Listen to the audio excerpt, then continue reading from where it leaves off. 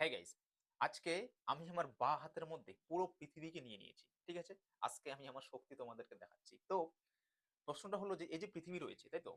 এটা আমাদের মানে পৃথিবীর হচ্ছে তোমার কি একটা মডেল। এই যে গ্লোবটা আছে, এই গ্লোবের মধ্যে তোমরা আমাকে বলতে পারবে কোথায় গ্র্যাভিটি সবথেকে বেশি হবে এবং কোথায় মানে সারফেস এরিয়ার মধ্যে গ্র্যাভিটি সবথেকে কম হবে। এবং কোন জায়গাটার মধ্যে গ্র্যাভিটি জিরো হবে? এটা কিন্তু বিভিন্ন চাকরির পরীক্ষায় এই প্রশ্নটা এসেছে। কোথায় আর্থের গ্র্যাভিটি একদম জিরো হয়ে যায়? তো তোমাদেরকে বলে দিচ্ছি আনসারটা।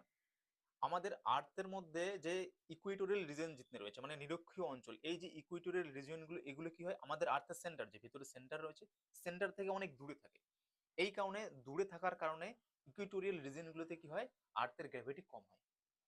কিন্তু এই পোলার যে রিজিয়ন গুলো আছে, এই দুটো পোল, এই পোলার রিজিয়ন গুলো কি হয়, আর্থের যে সেন্টার, সেন্টার থেকে কিছুটা পাশে এই পোলার রিজিয়ন গুলো, ঠিক আছে, মানে ডিস্টেন্সটা কিছুটা কম। এই কারণে পোলার রিজিয়ন গুলোতে আর্থের গ্র্যাভিটি সব থেকে বেশি হয়। বোঝা গেল বিষয়টা?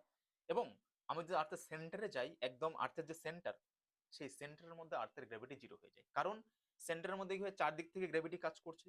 তো চারদিক থেকে যখন গ্র্যাভিটি কাজ করছে, তখন একটা আরেকটার দিকে যে গ্র্যাভিটেশনাল যে পুল, সেই টার্নগুলোকে একটা আরেকটাকে ক্যান্সেল আউট করে দিচ্ছে। এই কারণে আর্থের সেন্টারের মধ্যে কি হয়, গ্র্যাভিটি একদম জিরো হয়ে যায়। এটা বিভিন্ন চাকরির পরীক্ষায় এই প্রশ্ন এসেছিল কিন্তু। তো থ্যাংক ইউ।